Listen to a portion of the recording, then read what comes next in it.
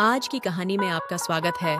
मेरा नाम दीपू। दोस्तों, मेरी मौसी बहुत खूबसूरत और गोरी सी जवान औरत थी। वह मुझसे बस 4-5 साल ही बड़ी थी। माँ बाप के मौत के बाद ही मेरी मौसी मुझे अपने घर ले आई और मेरा बहुत ख्याल रखने लगी। लेकिन मुझे नहीं पता था कि वह मेरे साथ इतना प्यार क्यों करती है। ये राज तब खुला जब एक रात मौसा घर पर नहीं थे। मौसी मुझे जगाकर अपने बेडरूम में ले गई। कहने लगे कि मुझे अकेले सोने से डर लगता है और मुझे एक ही बिस्तर में मौसी के साथ सोना। मुझे बहुत ही अजीब लग रहा था, लेकिन मजबूरी थी। आधी रात का वक्त हुआ, तब मुझे लगा जैसे मेरे मुंह में कोई गर्म चीज डाल रहा है। आंख खुली तो देखा मौसी मेरे मुंह में। दोस्तों, आपको बता दें, मेरे माँ बाप की मौत के बाद मौसी मुझे अपने घर ले आई। मौसी ज्यादा उम्र की औरत नहीं थी, मुझसे सिर्फ 4 साल ही बड़ी थी। मौसी ने मुझे जो कमरा रहने के लिए दिया था, उसमें सिर्फ एक सिंगल बेड ही था। दोस्तों, कहानी को पूरा सुनिएगा, बहुत ही इंटरेस्टिंग कहानी है। और चैनल पर पहली बार आए हैं तो काली मोरल स्टोरी को सब्सक्राइब कर लें। दोस्तों, मैं हर वक्त में अपने कमरे में ही रहता था। एक दिन मेरी मौसी मेरे कमरे में आई तो मैं सोने की तैयारी में ही था। मेरी मौसी मेरे पास आकर बैठ गई। एकदम उसने मुझे अपने गले से लगा लिया, क्योंकि मैं देखने में बहुत स्मार्ट था और मैं रेडी होकर उस दिन दोस्तों से मिलने भी गया था। तो मौसी को मैं बहुत अच्छा लगा, तो उन्होंने इसलिए मुझे गले लगाया और छोड़ने का नाम ही नहीं ले रही थी। धीरे धीरे उसने मेरी कमर को मालिश करने को कहा, क्योंकि मैं मौसी से बोला था, मेरे कमर में दर्द है मौसी जी। तो मौसी शुरू किया मालिश करना। तो मैं महसूस कर रहा था कि आज शायद मौसी ने नीचे के कपड़े नहीं पहने हुए हैं। मौसी शायद अपनी आदत से मजबूर थी। इस वक्त मौसा घर पर नहीं थे। वह अक्सर घर लेट आया करते थे। अब तो ये रोज का रूटीन हो गया था। मौसा जी के जाते ही मौसी मेरे कमरे में आकर बैठ जाती। लेकिन अजीब बात ये थी कि जब से मैं अपनी मौसी के रहने के लिए आया था, उन्होंने अपने लिबास में काफी बदलाव कर लिया था। वह ऐसे बारीक कपड़े पहनती कि मैं देखकर शर्मिंदा हो जाता और नजरें झुकाने पर मजबूर हो जाता। मेरी मौसी थोड़ी भरी भरी कदकाठी की महिला थीं और उन पर यह मोटापा काफी आकर्षक लगता था। लेकिन ऐसे कपड़े पहनने से उनके जिस्म का एक एक हिस्सा साफ नजर आता था। उस रात मामा ने फोन किया कि वह आज रात घर नहीं आएंगे, क्योंकि वह हमारे शहर से 500 किलोमीटर दूर दूसरे शहर गए हुए थे। मौसी बहुत खुश दिखाई दे रही थी और उन्होंने कहा कि आज तुम मेरे कमरे में ही बिस्तर लगा लो, क्योंकि तुम्हारे मामा आज घर नहीं आएंगे। मैं समझ गया था कि मौसी मुझसे क्या चाहती है। मैं भी नया नया जवान हो रहा था, लेकिन उस रात मेरी हिम्मत जवाब दे गई जब मौसी ने अपनी बातों और इशारों से मुझे समझाने की कोशिश की। मेरे माँ बाप की मौत कुछ वर्ष पहले हो चुकी थी। उस वक्त घर पर बस मेरी मौसी और मामा ही थे, या फिर मैं। सारे मेहमान भी जा चुके थे। मेरी उम्र 17 साल थी और मौसी मुझसे बस 5 साल ही बड़ी थीं। दादा दादी की पहले ही मौत हो चुकी थी और मामा की शादी होते ही उनकी भी मृत्यु हो गई थी। मेरी कोई फूफू नहीं थी, बस मेरे पिता और मामा ही 2 भाई थे। माँ बाप के जाने के बाद मैं बिल्कुल बेसहारा हो गया था। सारे रिश्तेदार भी तन्हा छोड़कर चले गए थे और वापस पलटकर मुझे कभी नहीं पूछा था। मेरी उम्र ऐसी नहीं थी कि मैं अपनी जिम्मेदारी खुद उठा सकता था। मैं अभी मैट्रिक क्लास पास ही हुआ था। मौसी ने कहा कि यहाँ कुछ भी ऐसा नहीं बचा जिसे हम संजो सकें। बस खाली 4 दीवारों का एक घर रह गया है। दीपू की मौसी की आंखों में दर्द और चिंता की लहरें साफ नजर आ रही थीं, लेकिन वह मजबूरी के सामने बेजुबान सी खड़ी थीं। वह दीपू को बाहों में भरकर फूट फूट कर रो पड़ी और कहने लगी, तू मेरे भाई का आखिरी निशान है दीपू, मैं तुझे अकेला नहीं छोड़ सकती। उनकी आवाज में जो स्नेह और समर्पण था, उसे सुनकर दीपू का दिल थोड़ी राहत महसूस करने लगा। लेकिन तभी मौसा जी भड़क उठे। गुस्से में बोले, तुम इसे हमारे साथ नहीं ले जा सकती। इसे इसकी नानी के हवाले कर दो, हमने इसका ठेका नहीं लिया है। उनके शब्दों की कठोरता ने दीपू को भीतर से हिला दिया। उनकी बातें सुनकर मौसी का चेहरा सख्त हो गया, पर उनकी आवाज में आज भी प्यार की गर्माहट थी। उन्होंने धीरे से मौसा जी से कहा, आप ऐसा कैसे कह सकते हैं? ये आपके अपने भांजे हैं, हम इसे अकेला कैसे छोड़ सकते हैं? मौसा जी का चेहरा और सख्त हो गया। मुझे कुछ नहीं पता, वह बोले, लेकिन मैं इसे अपने घर में नहीं रख सकता। इसके ननिहाल का हक बनता है इसे पालने का। ये सुनकर दीपू की आंखों में आंसू छलक आए। उसे ऐसा लग रहा था मानो उसकी जिंदगी का फैसला कोई और कर रहा हो। मौसी ने आखिरी कोशिश करते हुए मौसा जी के सामने हाथ जोड़ दिए और कहा, खुदा के लिए ये जुल्म मत कीजिए। ये पहले ही बहुत दर्द से गुजर रहा है। मैं वादा करती हूँ कि इसकी वजह से आपको कभी कोई मुश्किल नहीं होगी। मौसा जी गहरी सांस लेते हुए बोले, तुम नहीं समझती, मेरा कारोबार मुश्किल से चल रहा है। मैं और जिम्मेदारी नहीं उठा सकता। मौसी ने फिर समझाया, हम ये घर किराए पर दे देंगे, दुकान भी किराए पर चढ़ा देंगे। जो किराया आएगा उससे इसका खर्चा निकल जाएगा। आप पर कोई बोझ नहीं पड़ेगा। कुछ सालों की ही तो बात है, फिर ये खुद ही सब संभाल लेगा। मौसी की बात सुनकर मौसा जी खामोश हो गए, पर उनके चेहरे पर असंतोष के भाव वैसे ही जमे रहे। आखिरकार दीपू मौसी के साथ उनके घर चला गया। उनका घर 3 कमरों का था, जिसमें से एक छोटा सा कमरा मौसी ने दीपू को दे दिया। वह कमरा इतना छोटा था कि उसमें बस एक सिंगल बेड और एक अलमारी रखी हुई थी। मौसा जी ने घर और दुकान दोनों किराए पर दे दिए थे और स्कूल में भी दीपू का दाखिला करवा दिया था। हालांकि दीपू का मन कहीं भी नहीं लगता था। वह हमेशा चुपचाप रहने लगा था। न तो पढ़ाई में उसका मन लगता था और न ही किसी और चीज में। हर वक्त वह अपने माता पिता को याद करता रहता। एक दिन मौसी दीपू के कमरे में आईं और उसे रोते हुए देख अपना दिल भर आया। वह दीपू को अपने पास खींचकर उसे तसल्ली देने लगी। तुम फिक्र मत करो, धीरे धीरे तुम्हारा गम भी हल्का हो जाएगा। ये कहते हुए मौसी ने धीरे से उसकी कमर पर हाथ रखा। दीपू को अपनी पूरी तन मन में एक अजीब सी सनसनी का एहसास हुआ। वह घबरा गया। मौसी ने उसे अपने गले से लगाए रखा था और उसकी कमर पर उसकी उंगलियां महसूस हो रही थीं। दीपू की धड़कनें अजीब तरह से तेज हो गईं। चिंता और असहजता से दीपू ने फौरन पीछे हटते हुए मौसी से कुछ दूरी बना ली। उसके पीछे हटते ही मौसी का चेहरा थोड़ा घबराया हुआ सा हो गया। फिर मौसी ने उसकी दोनों हाथों को पकड़ लिया और उसके जले हुए बाजू को देखा। ये कितना गहरा है, लाओ मैं दवा लगा देती हूँ, उसने कहा। लेकिन दीपू को मौसी का अंदाज कुछ अजीब सा लगा। नहीं, मैं खुद लगा लूंगा।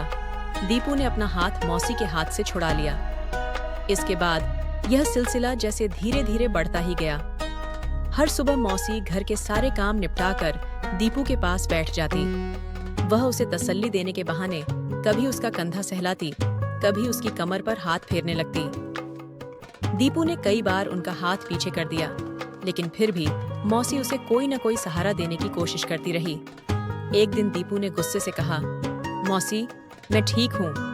ये परिवर्तन उस समय की असहजता को और भी गहरा करता था, जब दीपू के भीतर कुछ और भावनाएं पनप रही थीं, जिन्हें वह खुद भी समझ नहीं पा रहा था। जो कुछ भी हो चुका था, मैं अब उसे भूल चुका था। मैं अब सिर्फ पढ़ाई पर ध्यान देना चाहता था। मैंने कहा, प्लीज आप कमरे से बाहर निकल जाएं। मेरी सख्त बात सुनकर मौसी तुरंत कमरे से बाहर चली गईं। जाते जाते वह कहने लगी, मैं रात को तुम्हारे लिए बिरयानी बना दूंगी, तुम्हें पसंद है ना? तुम बहुत शौक से खाते हो। लेकिन मैंने सिर हिला दिया और कहा, नहीं, आप चाचा जी की हैसियत को देखते हुए ही खाना बनाएं। जो बने मैं खा लूंगा। मुझे अब ये बात अच्छे से समझ में आ गई थी कि मेरे माता पिता अब इस दुनिया में नहीं हैं और किसी से फरमाइश करना केवल माँ बाप से ही संभव था। आप लोगों का एहसान तो बस इतना ही था कि आपने मुझे अपने घर में जगह दी। मौसी मेरी बातों को सुनकर चुप हो गईं, फिर धीरे से कहने लगीं, तुम मेरे सबसे करीब हो और जब तक तुम होश में हो मैं तुम्हें कभी अकेला नहीं छोड़ सकती। तुम चाहो तो मैं तुम्हारे लिए बिरयानी बना देती हूँ। फिर वह कमरे से बाहर चली गईं। रात को जब मौसा जी घर आए और बिरयानी को देखा तो उन्होंने गुस्से में कहा, मैंने तुमसे कहा था ना कि अपनी हालत से समझौता करना सीखो, लेकिन तुम हो कि मानती नहीं हो। क्या जरूरत है इस सब बनाने की? मौसी की बातों ने जैसे मेरी भूख को एक पल में ही मार डाला था।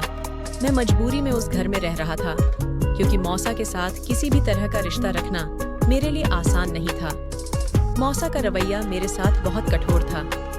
मेरे दिल में यह इच्छा नहीं थी कि उनके साथ बैठकर खाना भी खाऊं। लेकिन जब मौसी ने देखा कि मैंने अपनी प्लेट में बिरयानी नहीं डाली और उसे वापस रख दिया, तो वह उदास होकर बोली, बेटा तुम बैठकर खाना खाओ और सुनो, ये बिरयानी मैंने तुम्हारे लिए तुम्हारे मौसा के पैसों से नहीं बनाई। ये पैसे दीपू के घर और दुकान से आए किराए से बनाई है। ये सुनकर मौसी की बातें मेरे दिल में कहीं गहरे उतर गईं। उनके जतन और प्यार ने मेरी दुनिया को और भी उलझा दिया था, क्योंकि मैं खुद को उनके बीच बेतहाशा अकेला महसूस कर रहा था, लेकिन फिर भी उनका साथ देने से खुद को रोक नहीं पा रहा था। मौसा जी फिर भड़क उठे। अब तुम इस तरह का हिसाब रखोगी तो ठीक है, तो ये भांजे के पैसे से बनी है तो फिर मैं क्यों खाऊं? ये कहकर वह अचानक खड़े हो गए। मौसी बोली, आप क्यों तमाशा बना रहे हैं? मैंने कब कहा है कि आप खाना नहीं खा सकते? मैंने सिर्फ ये बताया था कि ये पैसे कहाँ से आए हैं, बस। लेकिन मौसा जी वहीं नहीं रुके, वह अपने कमरे में चले गए। मुझे भी अब खाने की बहुत तीव्र इच्छा हो रही थी और मैं उठने लगा। मौसी ने तुरंत मेरा हाथ पकड़ लिया और बोली, इनका तो रोज का ही तमाशा है, तुम बैठो, तुम्हारे लिए तो मैंने बिरयानी बनाई है। ये कहकर मौसी ने एक निवाला मेरे मुंह के करीब किया। दिल में न चाहते हुए भी मैंने वह खा लिया। फिर मैं अपनी प्लेट में बिरयानी डालने लगा तो मौसी बोली, आज मैं तुम्हें अपने हाथ से खिलाती हूँ। ये कहकर उन्होंने मुझे अपने हाथ से खाना खिलाना शुरू किया। लेकिन जो बात मुझे बुरी लगी वह यह थी कि वह एक निवाला मेरे मुंह में डालती और दूसरा खुद अपने मुंह में। मुस्कुराते हुए वह मुझे नजरों से देखती और मुझे उनके इस रवैये से बहुत अजीब सी उलझन हो रही थी। हालांकि वह मेरी मौसी थी, फिर भी मुझे अचानक ऐसा क्यों महसूस हो रहा था कि मैं उन पर ध्यान दे रहा था। एक बार वह कहने लगी, तुम अपनी उम्र से बहुत बड़े लगते हो, बिल्कुल अपने बाप का नक्शा हो। फिर वह यही भी कहने लगी, तुम्हारी शक्ल अपने बाप से बहुत मिलती है। तुम्हारी उम्र 16 साल की बजाय 28 साल की लगती है। मेरे खानदान में सबसे ज्यादा कद, काठी और खूबसूरती मुझ में ही थी। मेरी मौसी देखने में बहुत खूबसूरत थीं, जबकि मौसा जी आम सी शक्ल सूरत के थे। मौसा जी बहुत तेज तर्रार थे और मौसी की कोई संतान भी नहीं थी। मौसा जी की शादी को सालों हो चुके थे। जिस कमरे में तुम बेधड़क चली जाती हो वह जवान लड़का है और तुम बिना किसी झिझक के उसके कमरे में जाती हो और वह सब करती हो जो आज तक तुमने मेरे लिए नहीं किया। ये कहकर मौसा जी ने एक राज खोला, जिससे मेरे कदम वहीं के वहीं रुक गए। कुछ देर तक मैं गहरे सोच में डूब गया। वह एक अजीब हकीकत थी जिसे मैंने सुनी थी। फिर मुझे लगा कि शायद मौसा जी झूठ बोल रहे हैं और जो वह सोच रहे हैं ऐसा कुछ भी नहीं होगा। शायद वह गुस्से में यह सब कह रहे हैं। बहरहाल पूरा दिन मैं क्लास में बेतहाशा गाफिल होकर पढ़ाई करता रहा। घर लौटकर मैंने इस बात पर गहरी सोच विचार की और फिर मैंने ये फैसला किया कि मुझे जल्दी से जल्दी अपने पैरों पर खड़ा होना चाहिए और यहाँ से निकल जाना चाहिए। लेकिन फिर जो कुछ मेरे साथ हुआ उसने तो मेरी जिंदगी को ही हिला दिया। रात को रोज की तरह मौसी मुझे दूध के साथ बादाम खाने के लिए देती और कहती, यह खाकर सो जाओ, तुम्हारा दिमाग तेज होगा। मैं रोज वह बादाम खाकर दूध पी लेता और फिर गहरी नींद में सो जाता। लेकिन सुबह उठने पर तरोताजा होने के बजाय मुझे और भी अधिक बोझ महसूस होता।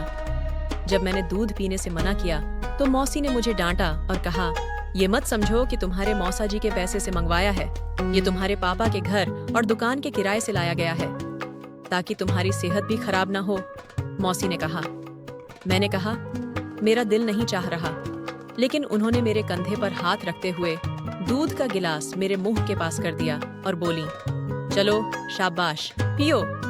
पता नहीं क्यों मौसी हमेशा मेरे करीब होने की कोशिश करती रहती थीं। मजबूरी में मुझे वह दूध का गिलास पीना पड़ा। मेरे पेपर होने वाले थे, इसलिए मैंने सोचा कि रात को जगाकर पढूं। मौसी कमरे से जा चुकी थी।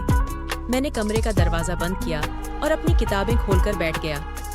लेकिन मुझे महसूस हुआ जैसे मुझे बहुत नींद आ रही थी। मैं सोना नहीं चाहता था, मुझे पढ़ाई करनी थी, लेकिन मेरी आंखें जैसे मेरे काबू में ही नहीं थीं। देखते ही देखते मैं गहरी नींद में सो गया। फिर रात के किसी पहर मेरी आंखें खुलीं। मुझे एक अजीब सी अनुभूति हो रही थी, लेकिन मैं उसे शब्दों में नहीं ढाल पा रहा था। गहरी नींद में होने के बावजूद मुझे ऐसा लग रहा था जैसे कोई अजीब सी आवाज आ रही है, दबी दबी, शायद बिल्लियों की थी या किसी औरत की। मैं समझ नहीं पाया। गहरी नींद की वजह से मेरी आंखें पूरी तरह से खुल नहीं पा रही थीं और मेरा दिमाग सुन्न सा हो गया था। सुबह जब मैं उठा तो मेरा शरीर भारी महसूस हो रहा था। मैं उठकर बैठा। मेरी किताबें इधर उधर बिखरी पड़ी थीं, क्योंकि मैं कोर्स की किताबें पढ़ते पढ़ते गहरी नींद में सो गया था। लेकिन बेड पर कोई किताब नहीं थी।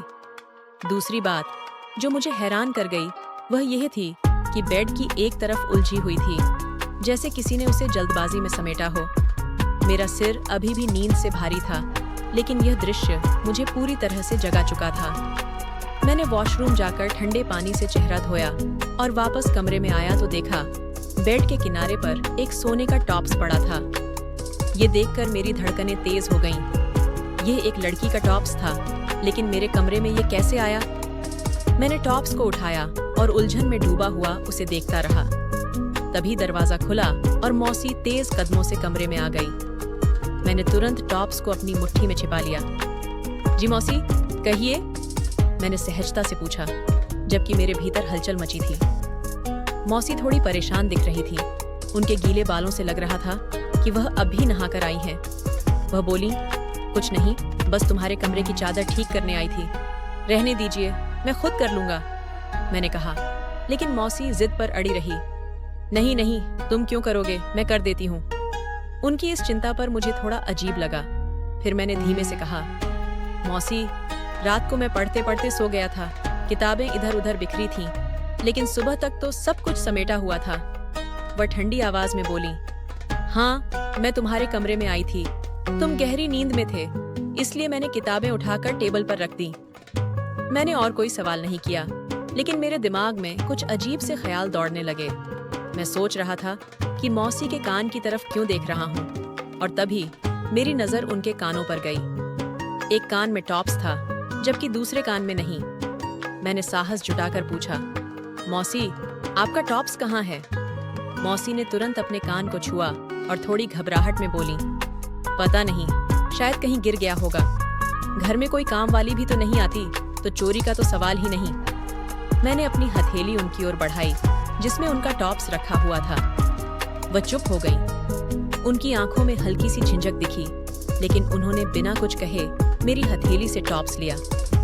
इस पल में एक अजीब सी खामोशी थी जो हमारे बीच फैल गई थी। मौसी ने मुझसे कुछ नहीं पूछा, ये भी नहीं कि टॉप्स मेरे पास कहाँ से आया या मैंने उसे कहाँ पाया। वह चुपचाप टॉप्स लेकर कमरे से बाहर चली गई। मैं खड़ा रहा और मेरा मन उलझन में डूबा हुआ था। ये सब क्या था? इस घटना के बाद मैंने मौसी से और भी ज्यादा दूरी बनानी शुरू कर दी। उनके साथ हर मुलाकात अब अजीब महसूस होती थी। कुछ ही हफ्ते बीते होंगे कि मौसी की तबीयत अचानक बिगड़ने लगी। उन्हें जो भी खाती पीती वह हजम नहीं हो रहा था। पूरे दिन वह बिस्तर पर पड़ी रहती और मौसा भी इस वजह से परेशान रहने लगे थे। मौसा अक्सर कहते, तुम्हें पता है ना, जब तुम बीमार होती हो तो मेरा सारा घर उल्टा पड़ जाता है। चलो डॉक्टर के पास चलते हैं। लेकिन मौसी हर बार मना कर देती, कहती, मुझे डॉक्टर के पास नहीं जाना, घर के टोटकों से ही ठीक हो जाऊंगी। 3 दिन बीत गए, लेकिन उनकी हालत और खराब होती गई। मैंने भी कहा, मौसी, मैं आपको अस्पताल ले चलता हूँ। लेकिन वह अड़ गईं कि उन्हें कहीं नहीं जाना। जब और कोई रास्ता नहीं बचा तो मौसा ने उन्हें जबरदस्ती डॉक्टर के पास ले जाने का फैसला किया।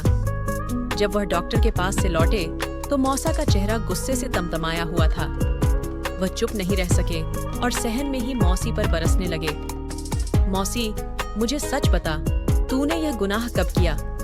तू कैसे मेरे साथ ऐसा कर सकती है? मौसा का गुस्सा थमने का नाम नहीं ले रहा था। उनका चेहरा तमतमाया हुआ था और वे लगातार मौसी से सवाल कर रहे थे। तुमने मुझे यह क्यों नहीं बताया? जब तुम इतनी बीमार हो तो डॉक्टर से क्यों नहीं मिलवाया? मुझे तो लगा था कि तुम अपना ख्याल रखोगी। मौसा की आवाज में गुस्सा था, लेकिन साथ ही चिंता भी छिपी हुई थी। मौसी चुप थीं। उनकी आंखों में एक हल्की सी उलझन थी। वह शायद चाहती थीं कि मौसा को कुछ समझा पाती, लेकिन उन्हें खुद भी सही नहीं लग रहा था कि उन्हें डॉक्टर के पास क्यों नहीं जाना चाहिए था। मौसा का गुस्सा जैसे और बढ़ता जा रहा था। उन्होंने एक गहरी सांस ली और कहा, मौसी, अगर तुम इस तरह खुद को खा जाती हो तो मैं क्या कर सकता हूँ?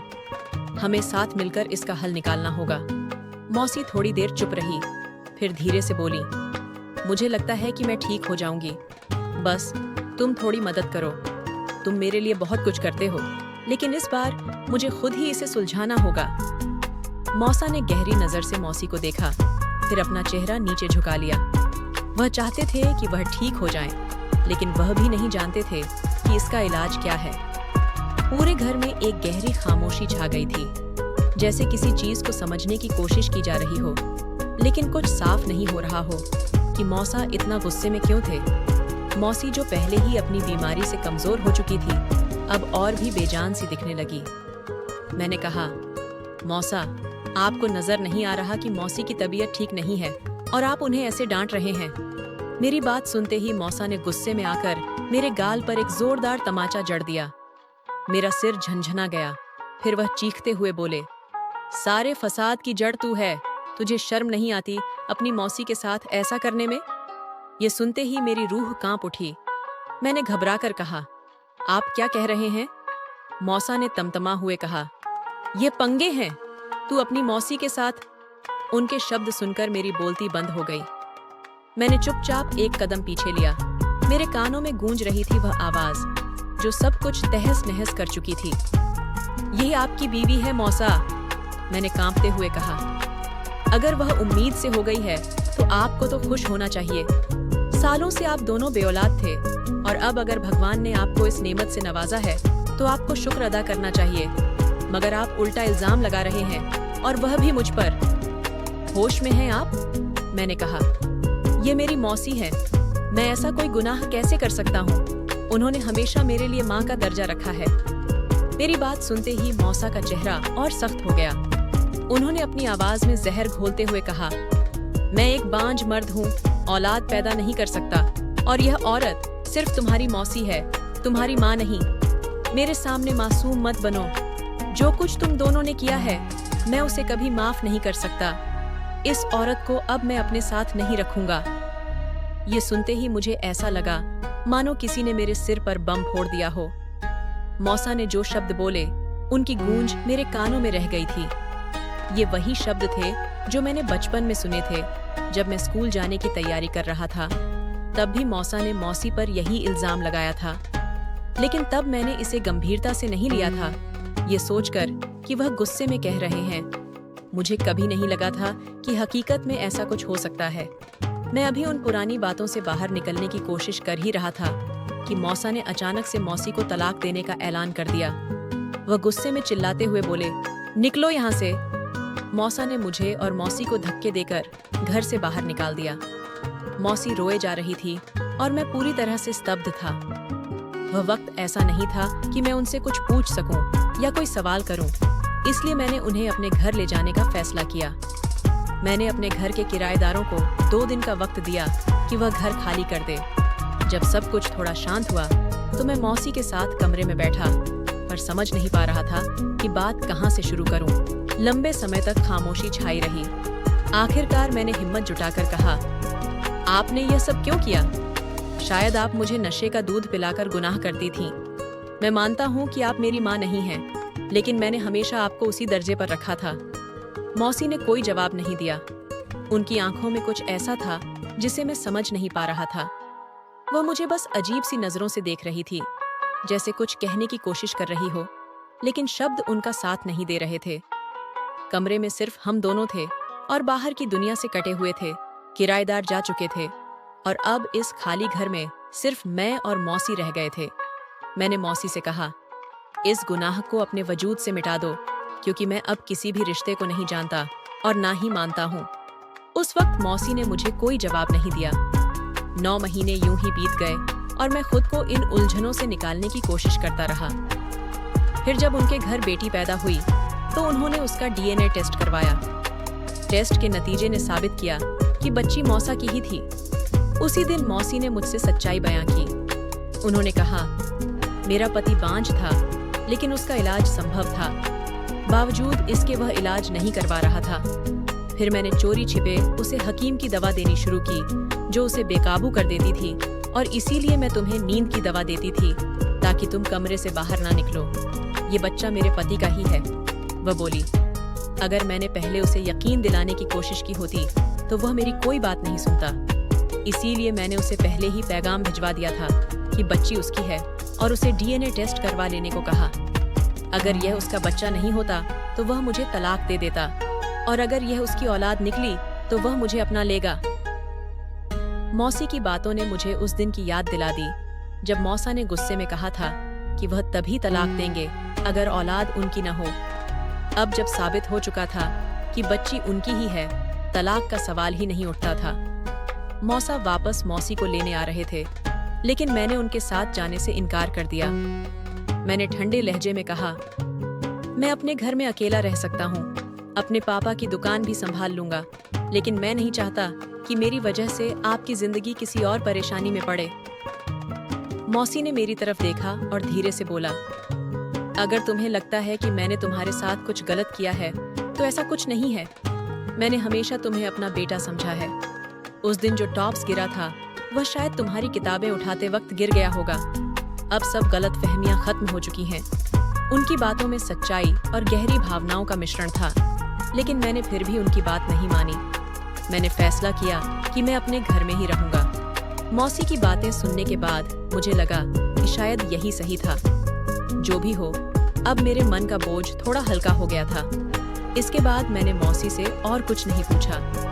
सब कुछ जैसे अपने आप में सुलझ गया था, लेकिन मन में उथल-पुथल मची हुई थी। मैंने सोच लिया था कि अब मुझे मौसा और मौसी के रिश्तों में दखल नहीं देना चाहिए, लेकिन फिर भी कुछ सवाल थे जो मुझे बार-बार परेशान करते थे। क्या मौसी सच में मुझे अपना बेटा मानती थी? क्या मौसा और मौसी का रिश्ता अब वैसा ही रहेगा जैसा पहले था? मौसी ने अब खुद को संभाल लिया था और मौसा भी उन्हें वापस घर ले आए थे। घर में थोड़ी सी शांति वापस आई, लेकिन मैं जानता था कि सब कुछ पहले जैसा नहीं था। मैंने खुद को उनके रिश्ते से पूरी तरह से अलग कर लिया था, लेकिन फिर भी उनके बीच की खामोशी ने मुझे परेशान कर दिया। एक दिन जब मैं अपने कमरे में बैठा था तो अचानक मौसा मेरे पास आए। उनका चेहरा गंभीर था और उनकी आंखों में एक नजदीकी दर्द था। उन्होंने मुझे घेरते हुए कहा, तू जानता है बेटा, तुम्हारी मौसी ने सब कुछ किया था मेरी खुशी के लिए। वह सच में मुझसे बहुत प्यार करती है, लेकिन अब सब कुछ बदल चुका है। हम दोनों अलग रास्तों पर चलने लगे हैं। मैंने सिर झुका लिया और धीरे से कहा, मौसा, मैं समझता हूँ, हर रिश्ता कभी न कभी अपनी दुविधाओं से गुजरता है, लेकिन यह जो सब कुछ हुआ वह बहुत बुरा था। ये सब सिर्फ हमारी गलतफहमियों की वजह से था। मौसा ने एक गहरी सांस ली और कहा, सच तो ये है कि मैं भी अपने अंदर की सच्चाई को समझ नहीं पाया था। मैं हमेशा यही सोचता रहा कि कोई मुझे धोखा दे रहा है, लेकिन कभी यह नहीं सोचा कि जो कुछ हो रहा था वह तो मेरे ही अज्ञान की वजह से था। उनकी बातें सुनकर मुझे एहसास हुआ कि उनका गुस्सा और नाराजगी अब ठंडा हो चुका था। शायद उन्होंने भी अब समझ लिया था कि जिन रिश्तों को वह तोड़ना चाहते थे वे रिश्ते कभी पूरी तरह से नहीं टूट सकते थे। मैंने मौसा से कहा, मौसा, जिंदगी में कई बार ऐसे मोड़ आते हैं जहां हमें अपने गुस्से और घृणा को छोड़कर आगे बढ़ना पड़ता है। मौसा ने सिर झुकाया और फिर उठते हुए कहा, तुम सही कह रहे हो बेटा। अब मैं और तुम्हारी मौसी फिर से नए सिरे से अपनी जिंदगी जीने की कोशिश करेंगे। मेरे मन में एक हल्का सा सुकून आया। अब मुझे लग रहा था कि रिश्ते फिर से बन सकते हैं, पर इसके लिए हमें समय और समझ की जरूरत थी। कुछ दिनों बाद मौसा और मौसी के रिश्ते में सुधार आया। दोनों ने एक दूसरे से माफी मांगी और अपने पुराने रिश्ते को एक नई शुरुआत दी। मैंने भी उन्हें अकेला छोड़ दिया ताकि वे अपने रिश्ते को फिर से मजबूत कर सकें। मैं जानता था कि अब मुझे खुद की जिंदगी जीने का वक्त आ चुका था। कहानी का ये हिस्सा शायद कुछ अधूरा सा था, लेकिन फिर भी मुझे लगता था कि यही सही था। मैं अब समझ चुका था कि कभी-कभी हमें अपने रिश्तों को छोड़कर खुद की राह पर चलना पड़ता है। यही सबसे बड़ी सच्चाई थी और इस सच को मैंने अपनी जिंदगी में उतारा। दोस्तों, ये कहानी पसंद आई हो तो काली मोरल स्टोरी को लाइक और चैनल सब्सक्राइब करें। घंटी को प्रेस करें ताकि जब भी वीडियो डालें नोटिफिकेशन सबसे पहले आपको मिले। मिलते हैं एक और दिलचस्प कहानी के साथ। धन्यवाद।